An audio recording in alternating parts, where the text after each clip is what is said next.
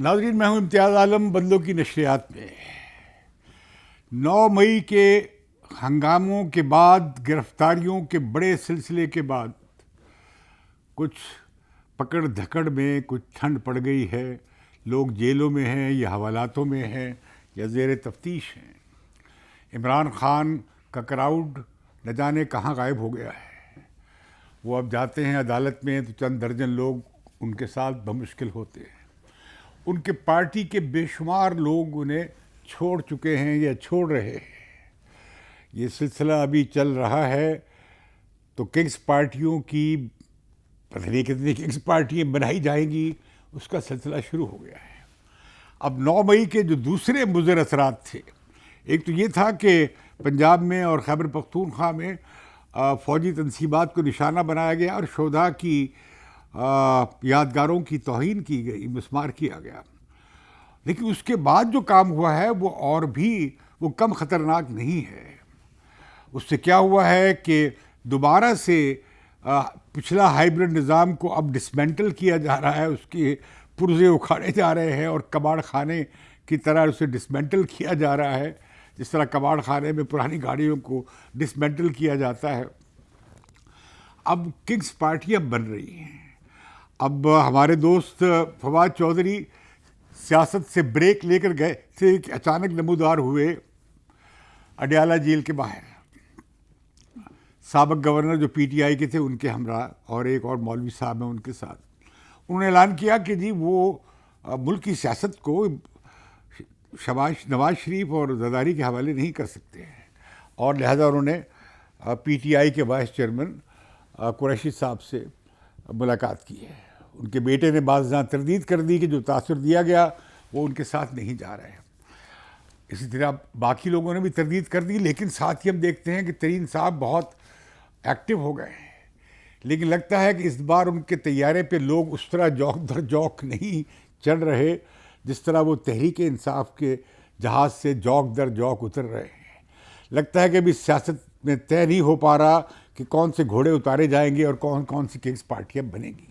خاموشی سے زرداری صاحب آئے ہیں لاہور میں، بلاول ہاؤس میں ٹھہرے ہیں، اور کوئی 2 درجن کے قریب تحریک انصاف کے یا سرائکی علاقے سے جو الیکٹیبلز ہیں قومی اور صوبائی اسمبلیوں کے لیے، اس میں وہ شامل ہونے کا اعلان کر دیا ہے.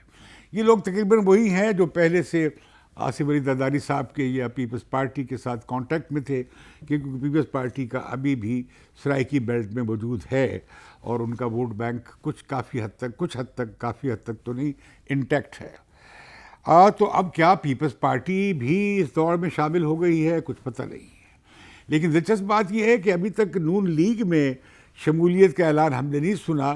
البتہ کاف لیگ والے بھی وہ جو سرور صاحب ہیں، پتہ نہیں وہ کون سی سیاست کرتے ہیں، مجھے تو سمجھ نہیں آئی آج تک. کبھی کس سائیکل پہ چڑھتے ہیں، کبھی کس سائیکل پہ چڑھتے ہیں. اب وہ بھی لوگوں کو اکٹھا کرنے کی کوشش کر رہے ہیں. لیکن دھماکہ آج یہ ہوا ہے کہ جو پرویز الہی صاحب نے دھڑا بنایا تھا وہ تقریباً ٹوٹ گیا، اور ان کے زیادہ تر لوگ واپس چلے گئے، بشمول وجاہت حسین صاحب جو کہ چودھری شجاعت کے بھائی ہیں، اور ان کے بیٹے وہ واپس چلے گئے ہیں کاف لیگ میں. اور اب کاف لیگ میں بھی تیار ہے کہ وہ ان لوگوں کو، یہ جو بھگوڑے ہوں گے یا جو بس سے اتریں گے پی ٹی آئی کی، وہ وہاں سوار ہوتے ہیں یا نہیں. لیکن لگتا یہ ہے کہ ابھی کلیئرنس نہیں ہوئی ہے.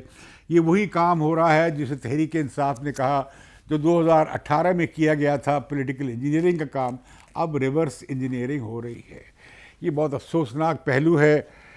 کیا تو فوج نے کہا تھا کہ سیاست سے لا تعلق ہو جائیں، کیا عمران خان نے دھکے دے دے کر اور پش کر کر کے، اور 9 مئی کے واقعات نے فوج کو دوبارہ سے سیاست میں بہت تیزی کے ساتھ ری ایکٹیویٹ کیا ہے. اور ہم دیکھ رہے ہیں یہ سارا منظر جو ہمیں نظر آ رہا ہے. ابھی ہم دیکھ رہے ہیں کہ یہ معلوم نہیں ہو پا رہا کہ بالآخر کتنی کنگز پارٹیاں بنیں گی اور کیا الیکٹرل کیمسٹری بنائی جائے گی.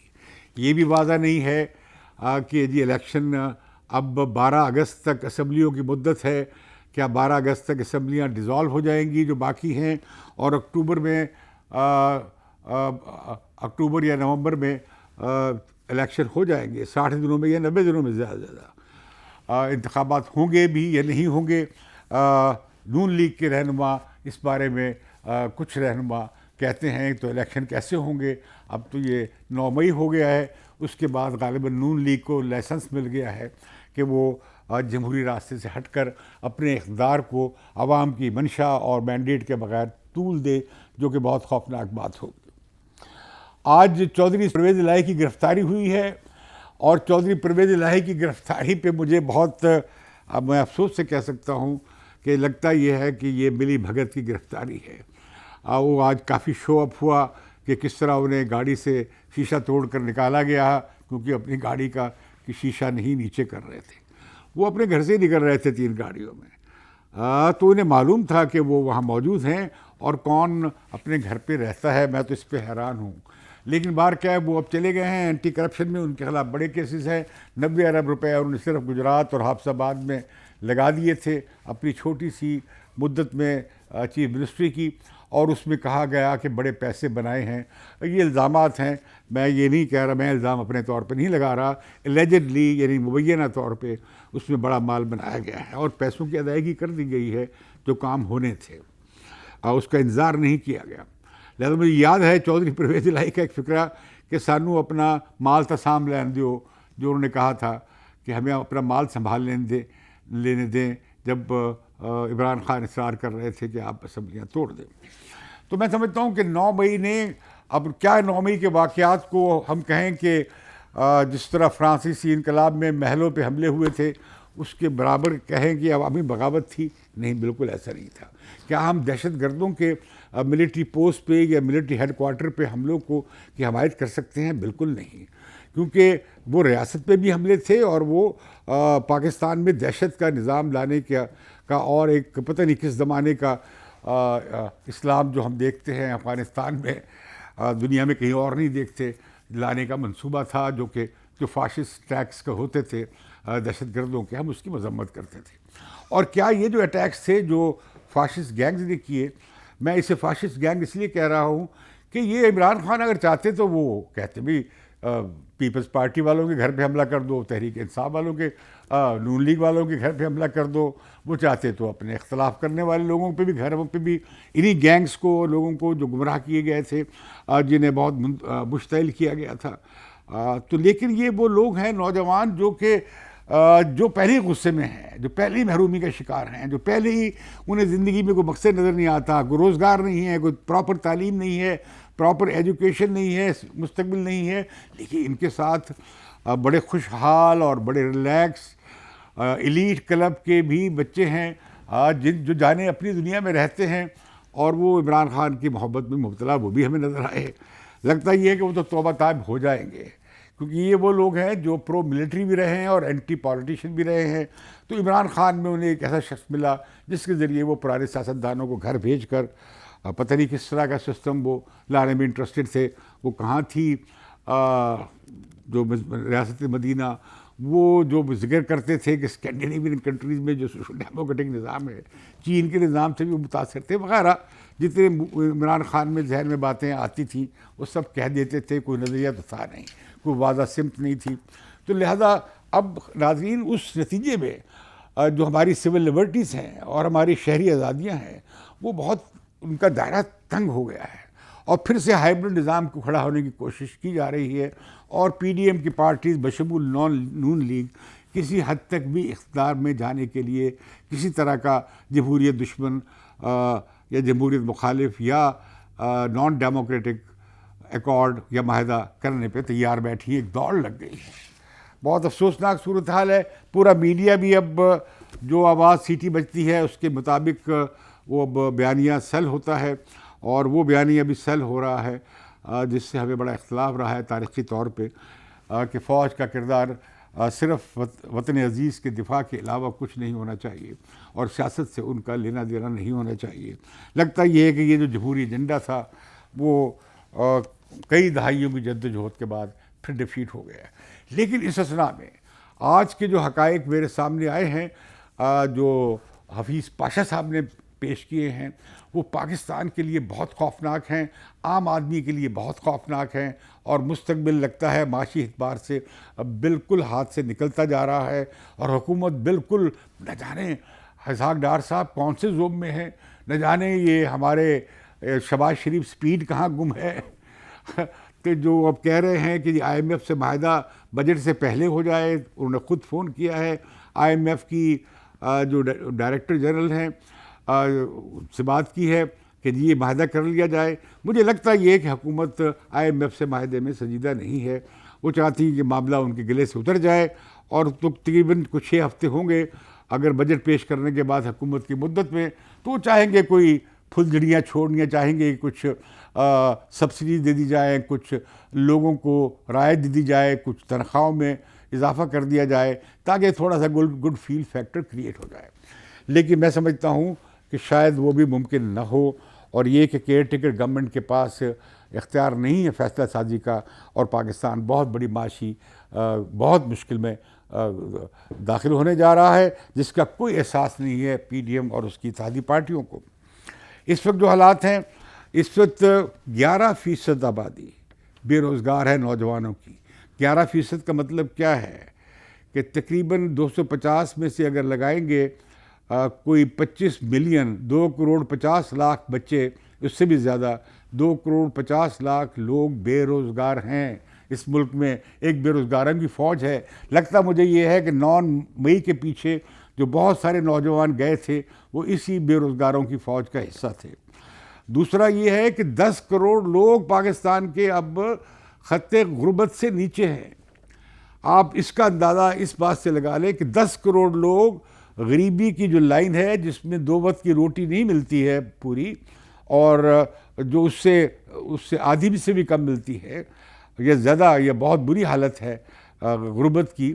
اس کی لکیر سے بھی جو نیچے لوگ رہ رہے ہیں وہ 10 کروڑ، یعنی ملک کی تقریباً آدھی آبادی. اور جو غربت کا جو گیپ بنا ہے، یعنی کچھ عرصہ پہلے جو غربت تھی اس کے لیے جو ضروریات سبسڈی امدادی رقم دی جاتی تھی، تو اس وقت BISP بے نظیر انکم سپورٹ پروگرام میں 400 ارب ہے، جبکہ 2100 ارب روپے 2000 ارب روپے درکار ہیں. یہ جو گیپ بنا ہے مہنگائی کی وجہ سے یا روپے کی قدر گرنے سے، وہ اب تقریباً 2000 ارب روپے کا ہے کہ اگر وہ دیے جائیں تو پھر یہ خط غربت کی سطح پہ یہ لوگ جو بے نظیر انکم سپورٹ پروگرام سے جنہیں مدد دی جاتی ہے، تب وہ اپنی 2 وقت کی روٹی بمشکل پوری کر سکیں گے. اور اب کیا صورتحال ہے کہ اگلے بجٹ میں سوائے جتنا ہمارا ٹوٹل ریونیو ہے اس ادا کرنے کے بعد، جو وفاقی حکومت کے پاس جو ریونیو بچتا ہے صوبوں کو دینے کے بعد، وہ صرف قرضوں کی قسط ہی ادا ہو سکے گی اس کے سود کی، جو تقریباً 5200 ارب روپے ہوگی. اس کے بعد سارے اخراجات بشمول دفاع کے، وفاقی حکومت کے اور ترقیاتی، وہ سب کا سب قرض پہ ہوگا. اب آئی ایم ایف کے پیسے نہ آئے تو ہمیں نظر یہ آتا ہے کہ چین نے تو اپنے تقریباً 1200 ارب روپے جو قرض لیا تھا کمرشل بینکوں سے وہ واپس دے دیا ہے. لیکن جو چینی نے بجلی کے کارخانے لگائے تھے اس کا تقریباً وہ $1 ارب کے قریب، یعنی کوئی 300 ارب روپے، یعنی $1 ارب فورن کرنسی میں ادا کرنے کی ضرورت ہوگی، جبکہ کل ہمارے پاس ریزرو اس وقت ہمارے خزانے میں $4 ارب ہیں. تو ان حالات میں ناظرین آپ دیکھیں کہ ہمارے ہاں ذمہ دار طبقہ جو کہ ساری بڑی پارٹیوں میں ہے، اس کی آمدنی جو بڑے ذمہ دار ہیں ان کی 1200 ارب روپے آمدنی ہے، اور وہ ٹیکس دیتے ہیں 2 ارب روپے.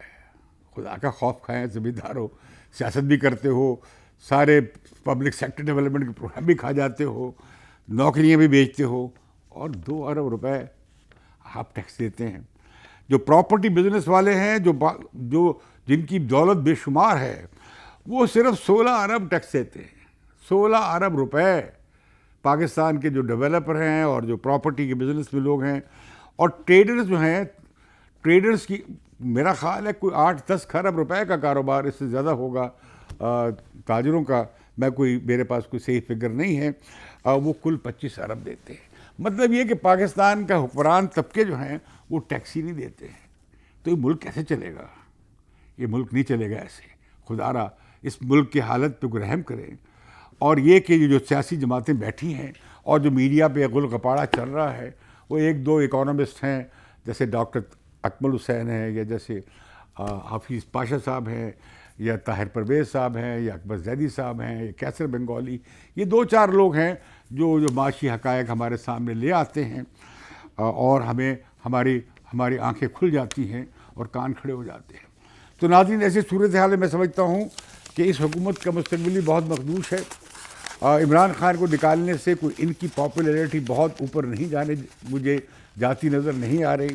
اور دوسرا یہ ہے کہ گلے میں عذاب یہ ہے کہ عمران خان کی پاپولیرٹی کتنی کم ہوئی ہوگی.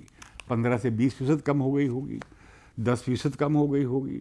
تو یہ جو پارٹیاں بنانے چلے ہیں کنگز پارٹیاں، تو اگر کنگز پارٹی یا اگر خود تحریک انصاف پہ قبضے کا ہے امکان، جس کا خود عمران خان صاحب نے بھی اندیا دے دیا ہے، اور مجھے لگتا ہے کہ شاید عمران خان خود سمجھوتا کر لیں کہ انہوں نے کہا ہے کہ جی قریشی صاحب جو ہیں ان کے وزیر خارجہ اور وائس چیئرمین، وہ پارٹی کے چیئرمین ہوں گے اگر انہیں پکڑ لیا گیا یا انہیں انتخابات سے نااہل کر دیا گیا.